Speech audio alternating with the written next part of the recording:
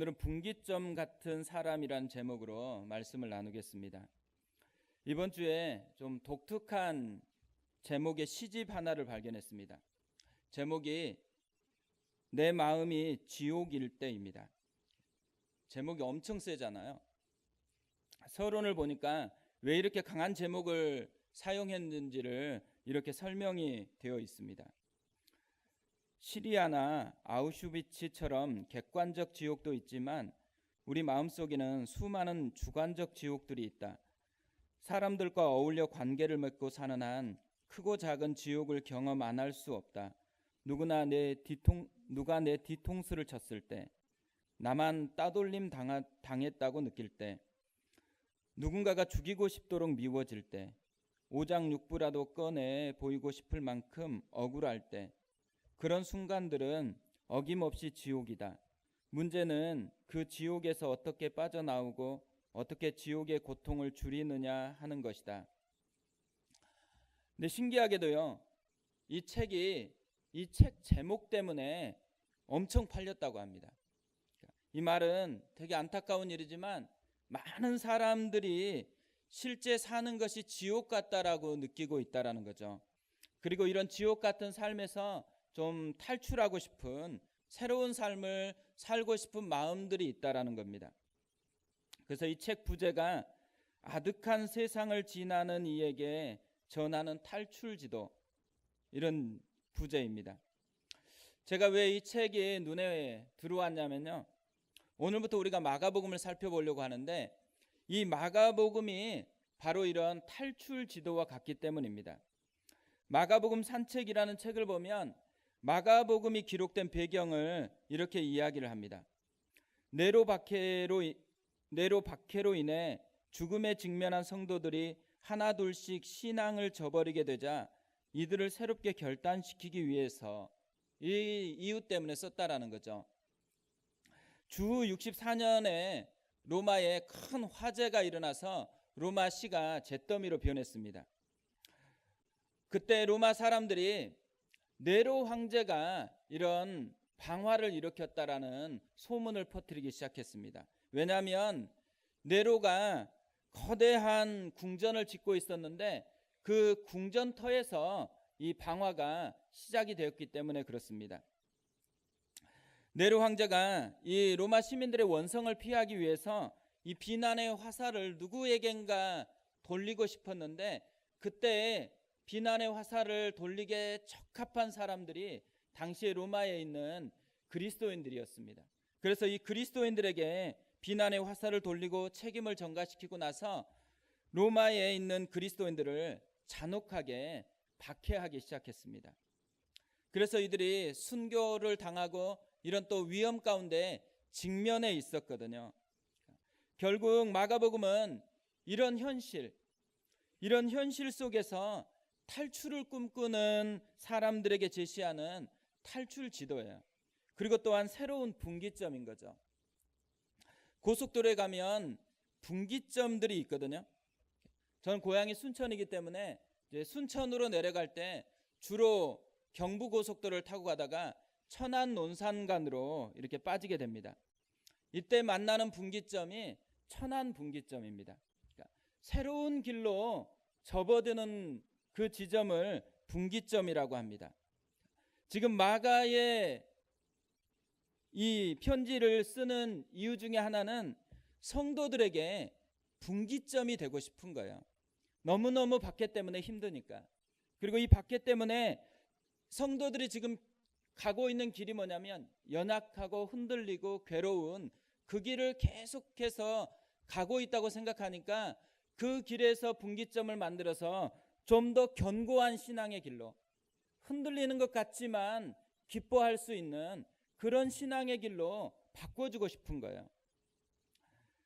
이게 마가를 통해서 하나님께서 우리에게 주는 마음이라고 생각을 합니다. 하나님께서 자기 백성들이 길을 걷고 있을 때 어느 지점에서 힘들어하고 괴로워하고 좌절하고 있을 때 그 사람에게 분기점을 만들어주고 싶은 거예요. 그 분기점을 통해서 또 다른 삶이 있다라는 것을 보여주고 싶어 한 것이 하나님의 마음인 거죠. 성경에 보면 영혼이 흔들리는 사람들, 너무너무 마음에 힘겨움을 가지고 체념해서 살아가는 그 사람들에게 하나님이 나타나서 분기점을 만들어 주셨습니다.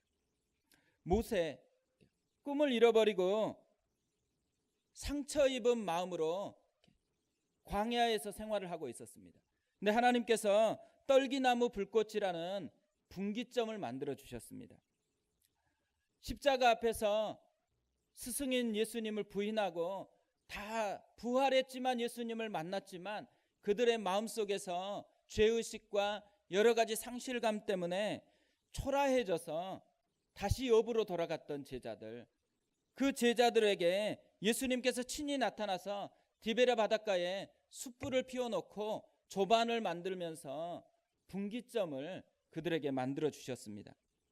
그러니까 죄로 인해서 우리가 끊임없이 마귀의 종이 될 수밖에 없는 그 삶을 살아가고 있을 때 하나님께서 우리 가운데 십자가와 부활이라는 복음의 분기점을 만들어 주셨습니다.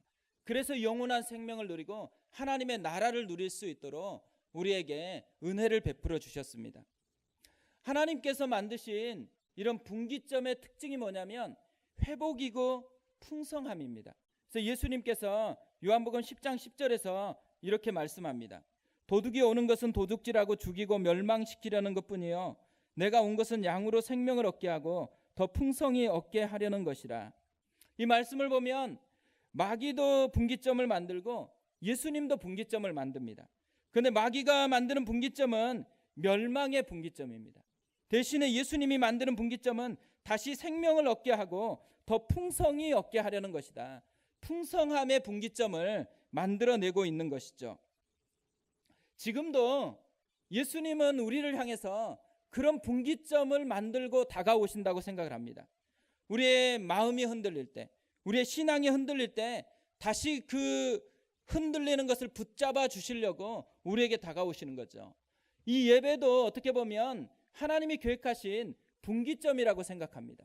하나님께서 우리가 일주일의 삶에서 흔들리고 힘든 채로 나왔을 때 다시 그 마음을 견고한 마음으로 바꿔주기 위해서 예배를 통해서 분기점을 만드시고 우리에게 다가오신다라는 거죠.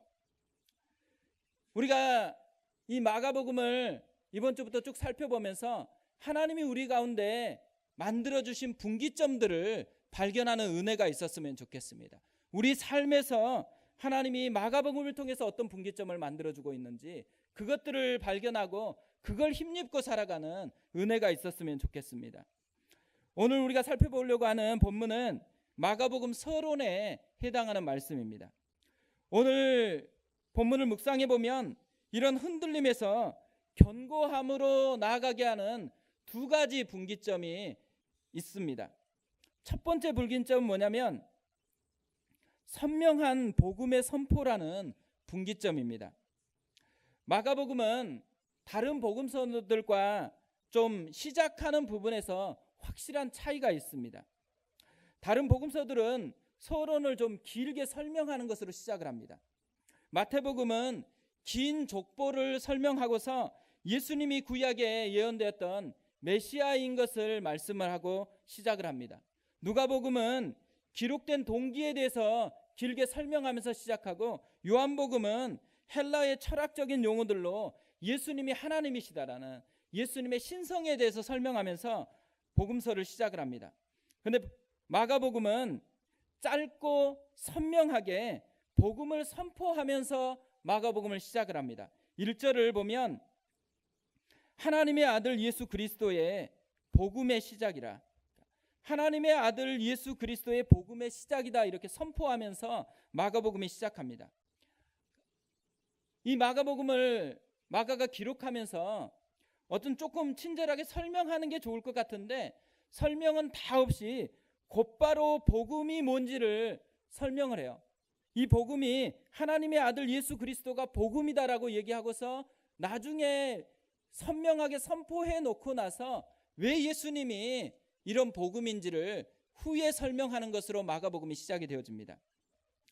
마가가 왜 이렇게 설명 없이 곧바로 선명한 복음을 선포하고서 기록을 하고 있을까요?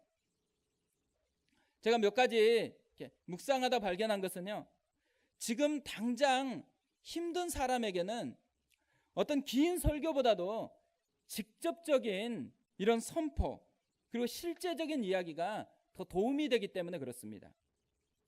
또 마가가 이렇게 바로 선포하고 시작한 것은 바르게 진단을 해야지 바르게 처방을 할 수 있기 때문에 그렇습니다.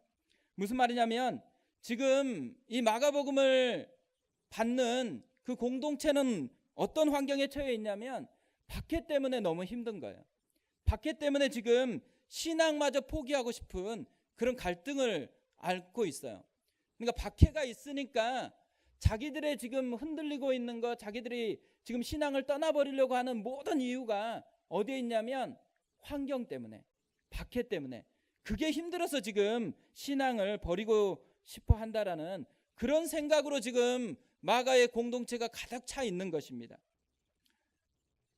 예수 믿는 것 때문에 너무 힘들다, 이렇게 생각하고 있는데, 지금 첫 번째 선포하는 게 뭐냐면 하나님의 아들 예수 그리스도의 복음의 시작이다. 예수 믿는 것이 기쁨의 원천이고 기쁨의 시작이다라고 그렇게 선포하고서 시작을 하는 것입니다. 그러니까 마가의 관점이 완전히 다른 거죠. 여기서 이 복음이라는 말은 유앙겔리온이라는 헬라어인데요, 이 단어는 복된 소식, 기쁨의 소식, 이런 의미입니다. 당시에 이 단어가 쓰였던 용례들을 보면 황제가 즉위를 할 때, 그리고 어떤 황제가 다른 도시로 이렇게 들어갈 때 그 도시에 있는 사람들이 너무 기쁘니까 그것을 유앙겔리온이라고 표현을 했습니다. 또 전쟁에서 이겼을 때 승리의 소식을 전하는 것을 유앙겔리온이라는 이 단어를 썼습니다.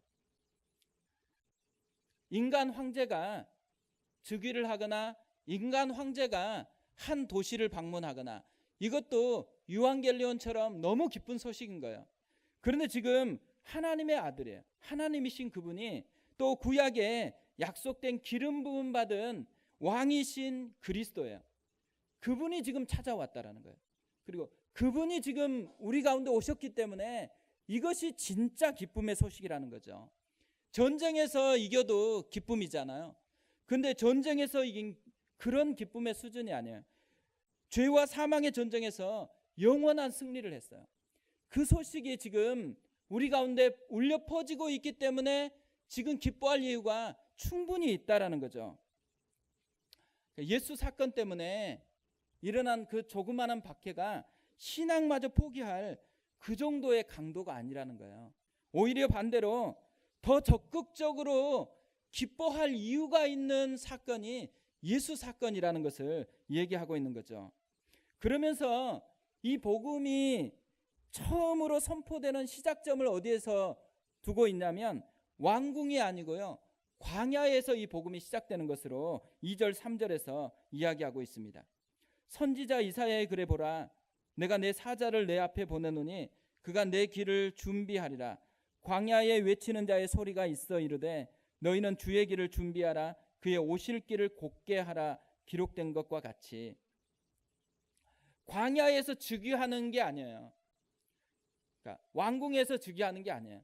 그러니까 광야에서 지금 주의 길을 준비하고 광야에서 주의 오실 길을 곧게 하라고 그렇게 얘기합니다. 그러니까 우리가 광야의 이미지가 어떤 이미지예요? 되게 힘든 이미지잖아요. 지금 마가복음을 받는 사람들은 되게 힘들어요. 너무 힘든, 자기들은 지금 광야라고 느끼고 있어요. 근데 지금 마가복음을 기록하면서 첫 번째로 얘기하는 게 뭐냐면 그 광야의 이미지를 바꾸는 거예요. 지금 이들은 광야가 너무 힘든 건데 광야에서 지금 복음이 시작된다라는 거예요. 광야가 복음이 시작되는 거고, 광야가 그 복음을 만나는 곳, 광야에서 예수님을 진짜로 만난다라는 거예요. 그래서 이 광야가 그들에게는 축복인 것이죠. 종합해 보면은 박해라는 광야가 기쁨이 없는 거잖아요. 실제로 힘든 거예요. 근데 그것을 이해하면서 지금 마가는 거기에서부터 출발해서 이들에게 권면을 하고 복음을 선포하고 있는 것이죠.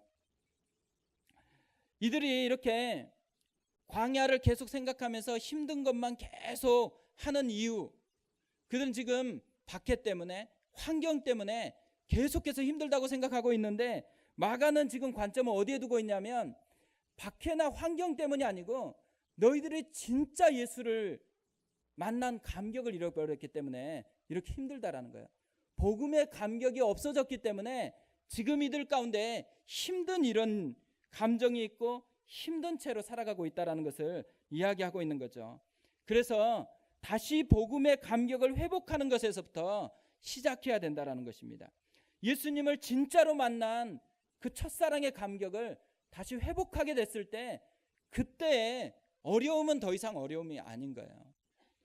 이들도 이미 예수님을 만난 감격 때문에 어려운 핍박 가운데도 신앙생활을 시작했던 사람들이에요.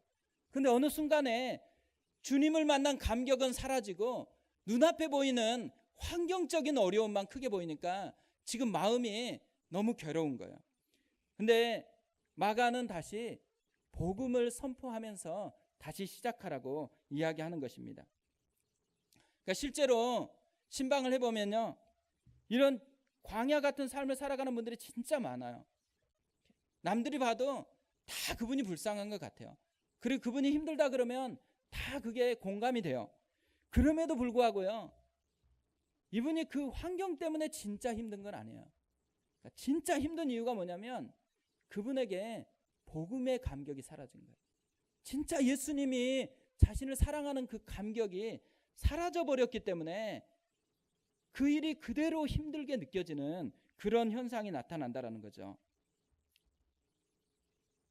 광야, 오히려 우리가 힘들게 여기는 그곳이 예수님을 만나는 곳입니다. 우리가 힘들게 느껴지는 그곳이 복음이 시작되는 곳이라고 지금 광야에서부터 복음의 시작을 얘기하면서 이 마가복음을 시작하고 있는 거죠.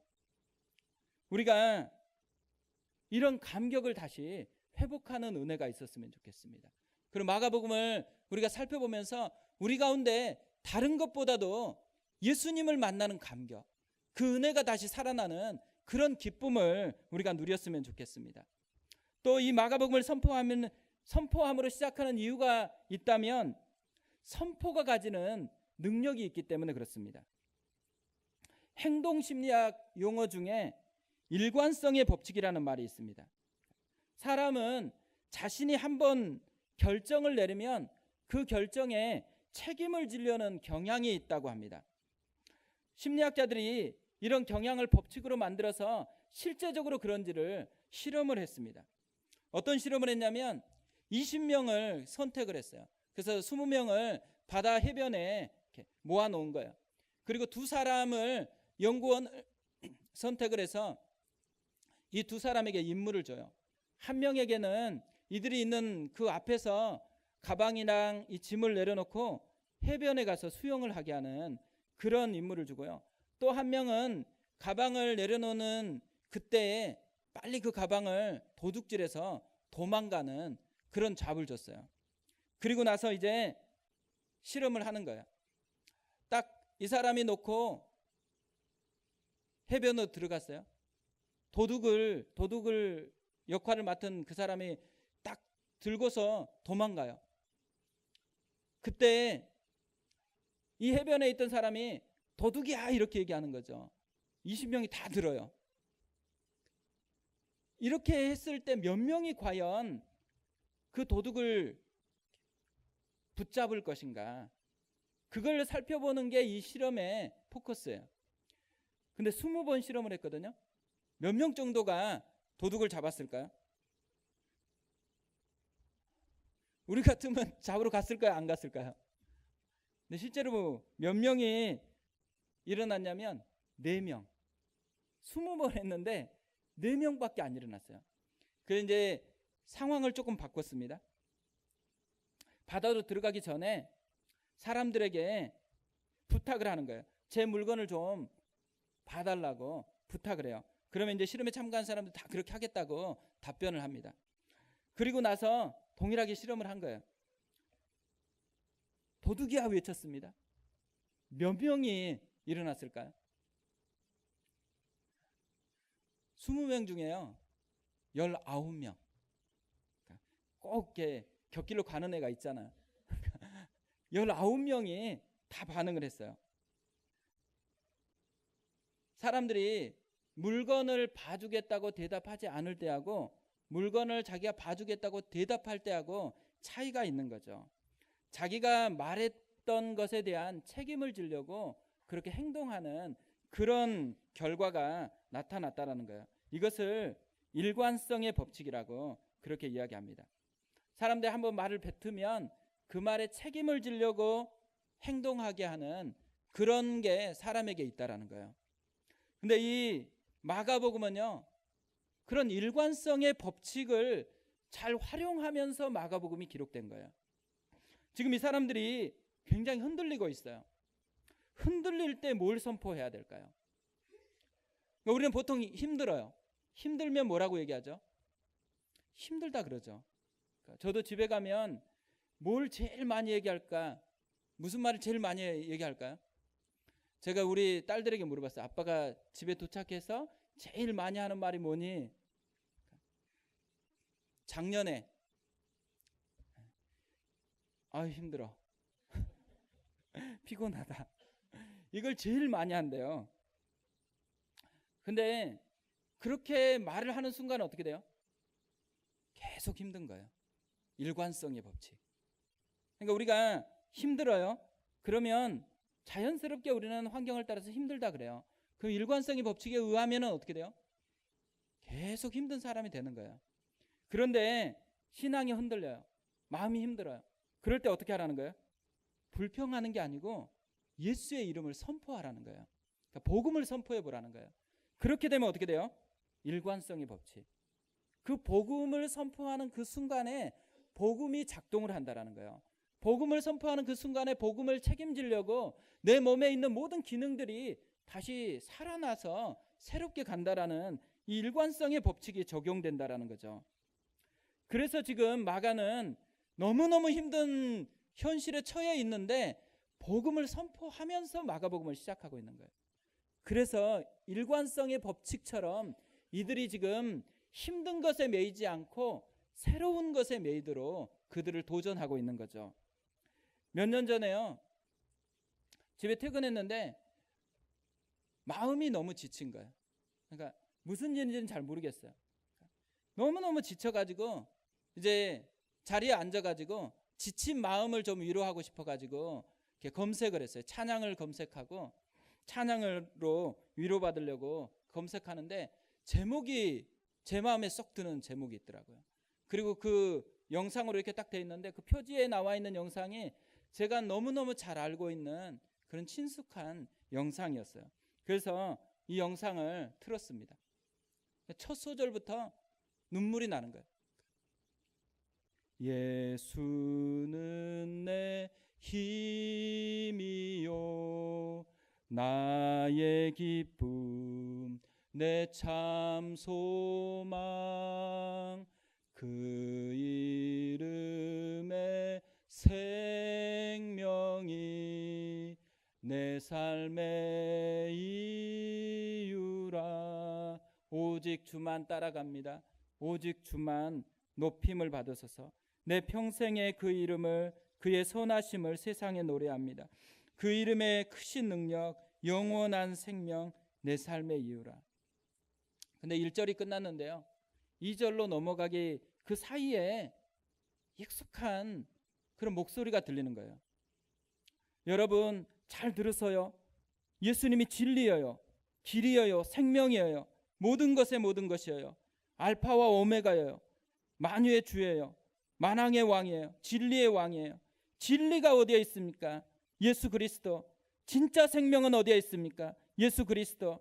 우리가 가야 될 길은 어디에 있습니까? 예수 그리스도. 우리가 먹고 살 생명의 양식은 어디에 있습니까? 예수 그리스도. 백문일답이었거든요. 대학생 시절에 여름 수련회 때 그렇게 많이 외쳤던, 그리고 그렇게 많이 들었던 그 목소리가 들리는 거예요. 그래서 제가 그 부분을 계속해서 반복해서 들었습니다. 들으면서 백문일답을 저도 하는 거예요. 예수 그리스도, 예수 그리스도, 예수 그리스도. 그렇게 계속해서 외쳤습니다. 근데 신기하게도요, 마음이 다 회복된 거예요. 뭘로 힘들었는지도 기억이 나질 않아요. 예수 이름을 선포하는 것이 마음을 회복시키는 거예요. 일관성의 법칙. 많은 사람들이요, 예수 이름을 선포하지 않습니다. 오히려 불평을 선포하고 힘들어 죽겠다고 합니다. 그런데 그리스도인 된 우리, 예수님의 자녀된 우리는 우리의 삶에서 힘들 때 선포할 이름이 있는 거예요. 예수 그리스도. 우리가 조금 어려울 때 선포할 이름이 있는 거예요. 예수 그리스도. 그 이름을 선포할 때 일관성의 법칙, 우리 속에 새로운 분기점이 생기는 거예요. 새로운 삶이 우리 속에 일어나는 거예요. 마음이 회복되고 새로운 꿈을 꾸게 되는 그 은혜가 있다라는 거죠. 그래서 예수님이 내 힘이고 내 기쁨이고 내 참 소망인 거예요. 이번 한 주간 우리가 살아갈 때요, 예수 그리스도를 선포했으면 좋겠습니다. 순간순간마다 예수 그리스도. 그 이름을 선포할 때 우리 가운데 회복이 있어요. 그 이름을 선포할 때 진짜 복음이라는 말, 진짜 기쁨이라는 게 뭔지를 다시 만나게 된다라는 거죠. 제가 두 번째로 발견한 분기점은 하나님의 사람입니다. 하나님은 분기점으로 사람을 사용하십니다. 오늘 본문에도 하나님이 사용하시는 사람이 나오는데 세례 요한입니다. 세례 요한은 자신의 메시지를 통해서 분기점 같은 사람이 됩니다. 4절 5절에 보면 세례 요한이 광야에 이르러 죄사함을 받게 하는 회개의 세례를 전파하니 온 유대 지방과 예루살렘 사람이 다 나아가 자기 죄를 자복하고 요단강에서 그에게 세례를 받더라. 세례 요한이 광야에서 메시지를 선포했어요. 이 메시지를 전파하자마자 사람들이 다 나와서 자복하고 세례를 받았습니다. 그러니까 메시지 때문에 분기점이 되어진 거예요. 그 메시지를 듣고 사람의 마음속에 분기점 같은 역사가 일어난 거죠. 또한 세례 요한은 진짜 분기점이신 예수님과 연결시켜 주므로 더 많은 사람들이 분기점을 경험하게 합니다. 7절 8절인데요. 우리 같이 한번 읽어보겠습니다. 그가 전파하여 이르되 나보다 능력 많으신 이가 내 뒤에 오시나니 나는 굽혀 그의 신발끈을 풀기도 감당하지 못하겠노라. 나는 너희에게 물로 세례를 베풀었거니와 그는 너희에게 성령으로 세례를 베푸시리라. 세례 요한이 하는 일이 뭐냐면 자기를 낮추고 예수님을 돋보이게 하면서 사람들의 시선을 예수님께로 지금 향하게 합니다. 왜 그렇게 해요? 진짜 분기점이신 예수님과 연결시켜주고 싶은 거예요.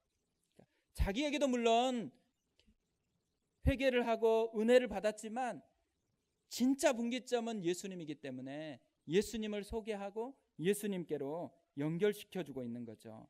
영적인 중매, 그것을 지금 세례 요한이 하고 있는 것입니다. 근데 하나님께서는요, 우리 삶에도 이런 세례 요한 같은 사람을 보내주십니다. 그래서 우리 삶이 영적인 분기점, 그것을 경험하기를 원해요. 그냥 살아가는 게 아니고 진짜 하나님을 경험하는 새로운 삶을 살아가기를 원하시기 때문에 이런 사람들을 우리에게 보내주시죠. 저도 그랬던 것 같아요. 대학 때 예수님을 감 믿었을 때 진짜 많은 제 인생의 분기점과 같은 사람들을 만났습니다.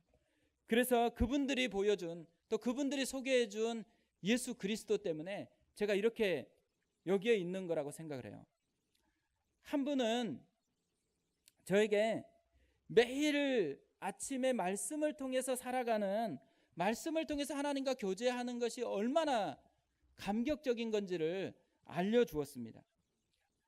이분은 제가 만나기만 하면 아침에 본인이 어떤 묵상을 했는지를 계속 얘기해 주는 거예요. 그리고 그것도 이제 저희 캠퍼스가 달라가지고 자주 못 만나잖아요. 그래서 답답하니까 일주일에 한 번씩 매주 엽서를 보내줬어요. 근데 그 엽서에 항상 자기가 아침에 경험했던 은혜를, 묵상의 은혜를 기록을 하고 있습니다. 근데 너무 이렇게 부담스럽게 다가오니까 저 같은 초신자가 부담스럽잖아요. 그래서 이분이 저쪽에서 오면 피해요. 쪽으로 가고 또 피해서 갔는데 저희 교회가 그러니까 CC 본부가 정동에 있었거든요. 그때 덕수궁 돌담길을 가야 돼요. 덕수궁 돌담길을 가고 있는데 딱 그분하고 만났어요. 이제 피할 수도 없게 됐습니다. 만나자마자 여전히 똑같이 얘기해요. 그날 아침에 무슨 말씀을 묵상했는지를 계속 얘기해요. 근데 그날은 제가 너무 충격을 받는 얘기를 하시는 거예요. 이분이 매일 밤 잠들 때만 되면 아침이 오는 것이 너무너무 기대가 되고 설레어서 너무 감격스럽다는 거예요. 그러면서 그렇게 설레이는 이유가 뭐냐면 아침마다 예수님이 말씀을 통해서 자기와 데이트하려고 기다리고 있다라는 거예요. 그래서 그 말씀은 매일매일 자기에게 다가오는 하나님의 사랑으로 들리니까 너무너무 그 아침이 기다려진다는 거예요. 저는 그 말이 너무 충격이 된 거예요. 그리고 그 말이 분기점이 돼가지고 제가 그날 밤부터 기도하기 시작했어요. 하나님, 저도 저런 걸 좀 누리게 해주십시오. 저도 순장님처럼 아침마다 말씀만 보면 그 말씀이 나에게 해주는 하나님의 음성으로 좀 들리게 해주십시오. 근데 이렇게 계속 하는데 잘 안 돼요. 안 되는데 계속해서 기도하고 하다가 어느 날 진짜 그날 말씀이 저에게 하시는 하나님의 말씀으로 들리는 거예요. 그리고 그 뒤부터는 기대가 되는 거예요. 다음 날은 무슨 말씀을 주실지. 너무 어떤 때는 기대가 돼가지고 그날 본문까지만 해야 되는데 그 다음 날은 뭐가 있는지 그 다음 날은 뭐가 있는지 계속 이렇게 막 살펴보는 그런 일이 있었습니다. 하나님께서요, 이런 분기점 같은 분을 보내주셔서 저를 변화시켜 준 것처럼 우리 삶에도 분기점 같은 사람을 보내주세요. 그래서 우리를 바꾸어 주신다라는 거죠. 제가 저희 딸들에게 계속해서 하는 말 중에 하나가 뭐냐면, 너네 둘은 아빠의 1번 제자다. 이걸 계속해서 얘기해요. 왜 그렇게 얘기하냐면, 다른 사람은 몰라도 제가 제 딸들에게만은 분기점 같은 인생이 되고 싶은 거예요. 제 딸들이 저를 보면서 예수님을 만나기를 원하고요. 제 딸들이 저를 보면서 예수님을 느끼기를 원해요. 그래서 다른 어떤 사람을 제자 훈련시키는 것보다 나를 가장 많이 알고 가장 보고 있는 우리 딸들이 분기점 같이 예수님을 만나는 그 통로가 됐으면 좋겠다라는 그런 마음을 가지고서 그렇게 얘기합니다. 우리가 그런 삶이 됐으면 좋겠습니다. 가정에서 또 누군가를 만났을 때 분기점 같은 인생이 됐으면 좋겠어요. 이번 주부터 다락방이 시작되는데 우리 순장님들이 분기점 같은 그런 분들이 됐으면 좋겠습니다. 이런 분기점 같은 인생을 위해서 세례 요한이 준비하고 있는 것이 오늘 본문에 나와 있습니다. 6절에 보면 요한은 낙타털 옷을 입고 허리에 가죽띠를 띠고 메뚜기와 석청을 먹더라. 왜 마가가 요한의 이런 모습을 기록하고 있겠어요?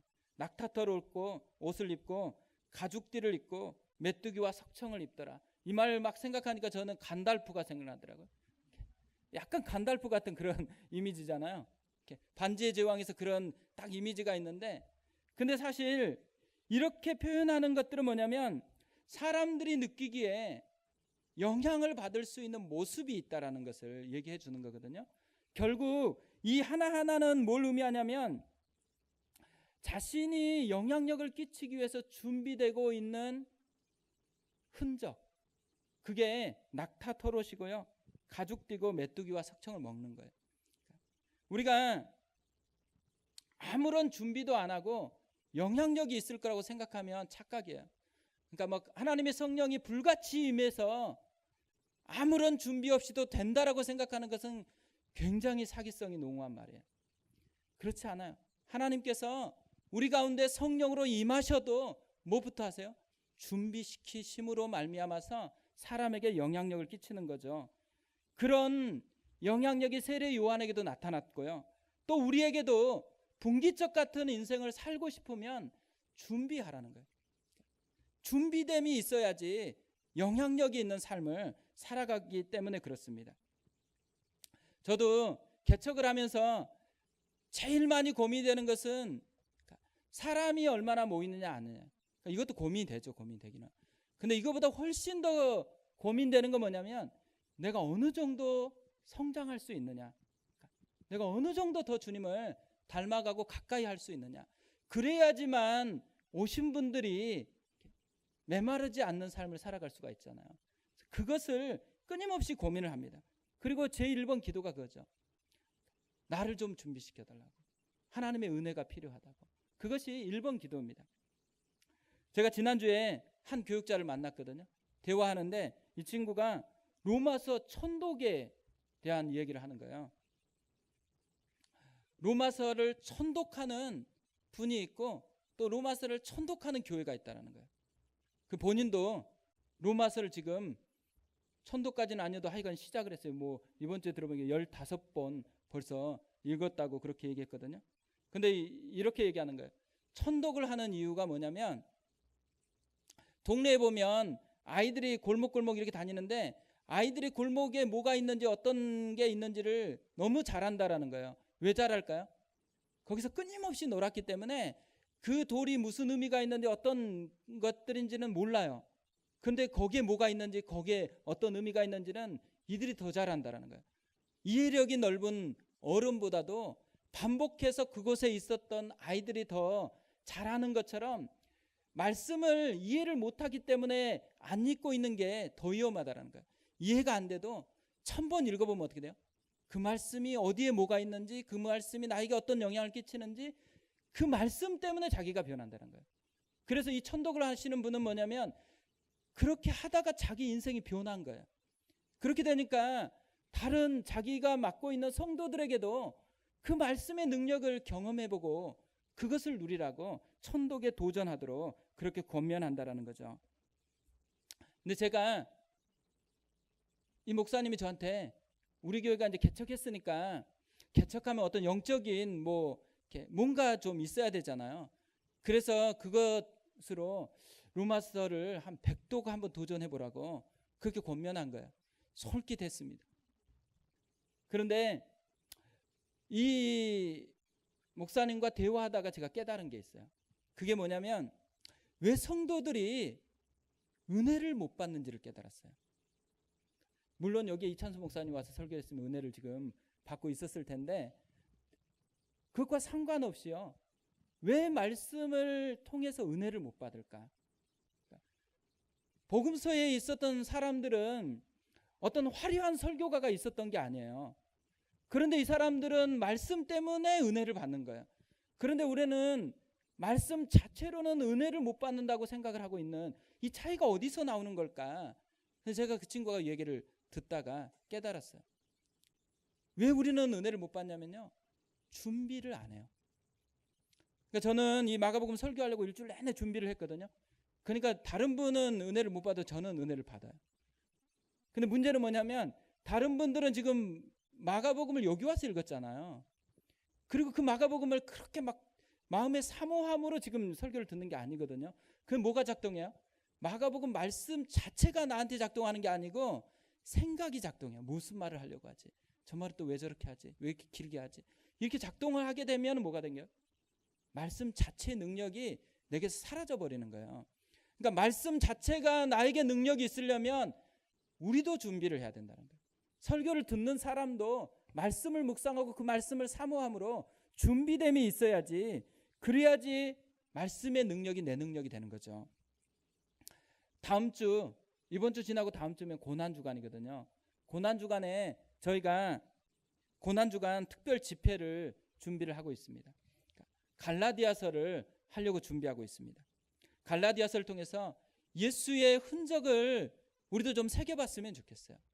근데 첫 번째 흔적, 우리가 첫 번째로 새겨볼 흔적이 뭐냐면 매일 갈라디아서를 한 번씩 읽어보는 거예요.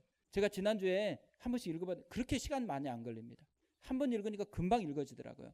갈라디아서가 6장밖에 안 되기 때문에 금방 읽어질 수 있어요. 근데 생각해 보세요. 갈라디아서 설교를 듣는 것보다 저는 분명히 매일 한 번씩 읽었던 사람은 자기가 한 번 읽었던 것 때문에 은혜를 받을 거예요. 왜 그래요? 흔적이니까. 준비되지 않으면 은혜가 작동하지 않는 거예요. 분기점 같은 인생을 살고 싶다. 그러면 우리도 준비를 해야 돼요. 하나님의 말씀을 준비하고 기도로 준비하고 하나님 앞에서 내 마음을 준비할 때 그것 가운데 하나님의 은혜가 작동해서 분기점 같은 삶이 열려진다라는 거죠. 말씀의 결론을 맺겠습니다.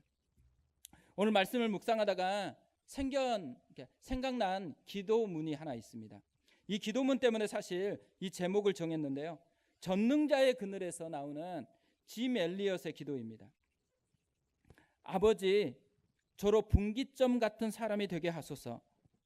제가 접하는 사람들을 결단의 기로로 이끄소서. 저는 직선 도로의 표지판이 되고 싶지 않습니다. 저를 갈림길로 삼아 주소서. 그리하여 사람들이 제 안에 계신 그리스도를 보고 어느 쪽으로든 하나를 택해야만 하게 하소서. 이 기도가 너무 도전이 되는 거예요. 하나님, 저의 삶도 이런 분기점 같은 삶이 되게 해주십시오. 하나님, 우리 성도들의 삶도 이런 분기점 같은 삶이 되게 해주십시오. 가정에서도 이런 분기점 같은 삶이 되게 해주십시오. 그리고 교회가 개척됐는데 많은 교회 중에 하나가 아니고 진짜 분기점 같은 역할을 하는 그런 교회가 되게 해주십시오. 마가복음을 보면서 마가복음 내내 우리 속에 이 단어, 이 기도문, 하나님 분기점 같은 그런 삶이 되게 해주십시오. 그런 은혜를 누리는 그런 모습이 있었으면 좋겠습니다. 그러기 위해서 복음의 감격을 회복했으면 좋겠습니다. 예수님을 매일매일 선포하는 것입니다. 그러기 위해서 우리도 준비하는 사람, 하나님의 말씀을 통해서 은혜를 받기 위해서 더 가까이 하고 이런 준비되는 은혜가 우리 가운데 있었으면 좋겠습니다. 이번 한 주간이 그런 은혜를 누리는 한 주간 되셨으면 좋겠습니다.